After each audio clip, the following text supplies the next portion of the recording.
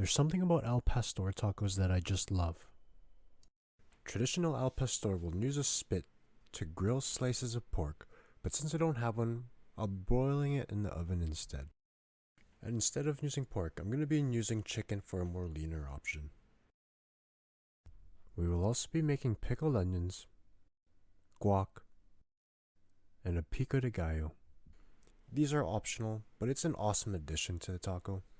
Feel free to use any toppings of your choice. Let's make the alpastor marinade for the chicken. First, we're going to need some achiote paste. This is what gives alpastor that unique taste and that deep red color. You can usually find it sold as a brick. I was able to find this one at a local Latin market. I'm going to need about 50 grams or so. Next, we're going to break it up. I'm just using a spoon here and I'm just pressing it against the bowl.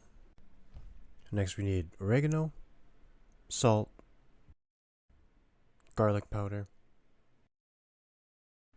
ground cloves, chili powder, and some ground cumin. Mix it all together till combined. And now for our wet ingredients.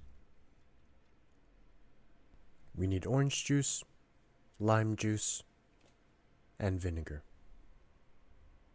Once combined, the marinade's ready for our chicken. I'm using a couple pounds of chicken breast and chicken thighs, but I think chicken thighs work the best for this. Let the chicken marinate for a couple hours, or ideally overnight. Now for the pickled onions. We're going to start off with 2 red onions. Gonna cut off both the top and the bottom, cut it in half, and then peel them. And then cut them into some slices. I'm not going for a certain thickness or size of the onion slice. I'm not going super thin or super thick. And I'll finish cutting the second onion here. Then I'm going to use these 2 jars where I'm going to put the onions in so we can pre-measure out the liquid. Our pickling liquid will consist of half vinegar and half water and some salt. Next, we'll grab a saucepan, then pour all the liquid into the saucepan. Now we just want to get this to boil. When it starts boiling, add in the salt, stir it up, and now we can pour it back into our jars with our onion. Once it's cooled, then we can put it back into the fridge. Over time, they're going to turn into a pink color and they're going to look very appetizing. Now for the pico de gallo. I'm going to roughly chop some tomatoes, put them in a bowl. I used 2 Roma tomatoes here. Adding salt to the tomatoes will help draw out that liquid so our pico de gallo isn't runny. I'm going to dice up an onion by making slices not all the way through, and then a slice through the middle, and then dice. Cut a lime in half, and chop up some cilantro. Now we can combine everything together. We'll put the onions, some lime juice, and the cilantro with the tomatoes, some freshly ground black pepper, and then mix it all together. Now for the guac. I'm using 4 avocados here. Cut them in half and take out the seed. Scoop the avocado into a bowl, then squeeze some lime juice to prevent it from turning brown, and start mashing it all up. When it looks like this, I'm going to season with salt and pepper, some garlic powder, and a dash of cayenne. Mix it all together, cover with plastic wrap, and leave it in the fridge for now. Now for our chicken. Turn your oven on broil mode, grab a baking sheet, and then line it with some foil. Place the chicken on the foil. You may have to do this in 2 batches if you have a lot of chicken. Then place pineapples all around the chicken. These pineapples are frozen ones that I've just defrosted. They're going to add an awesome sweetness to the alpastor. When the oven is preheated, we're going to throw the chicken in. The time that it'll take will depend on the size of your chicken, but I'll broil it until we start getting some color, which took maybe about 5 minutes or so.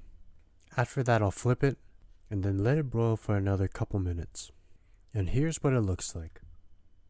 At this point, it should be cooked all the way through. But if it isn't, don't worry. We're going to cut this up into smaller pieces and then give it a nice sear. Transfer the chicken to a cutting board, cut into slices, and then a rough chop. I'm going to cut up the rest of the chicken. And then do the same with the pineapple.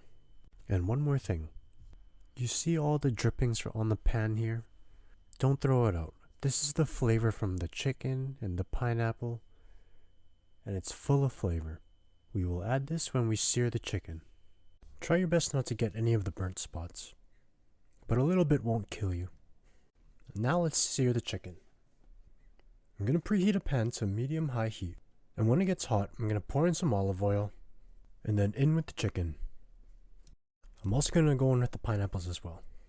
Spread everything out so everything is touching the pan, and then let it get a nice sear on the one side. Give it a toss, and this is where I'm going to stop. Also add in the remaining juices. I probably should have added the juices a bit earlier, but I kind of forgot about it. And when you see it has browned enough, we can assemble our taco now. I warmed up this tortilla in a dry pan while I was searing the chicken. I'm going to start off with a layer of avocado and cover most of the tortilla. Then in with our alpastor chicken. And those dark brown bits is going to make everything taste that much better. Now add the pico de gallo, and this is going to add an awesome freshness. And then our pickled onions. And they've turned completely pink. Finishing it off with some hot sauce. This is Valentina. And there it is. Chicken al pastor tacos. All of the flavors, the creaminess from the avocado, the savory sweet from the al pastor, the freshness from the pico de gallo, and the acidity from the pickled onions all come together and play so well with each other. If you've liked the video, leave a like and subscribe. I'd really appreciate it. And I hope you all have a great day.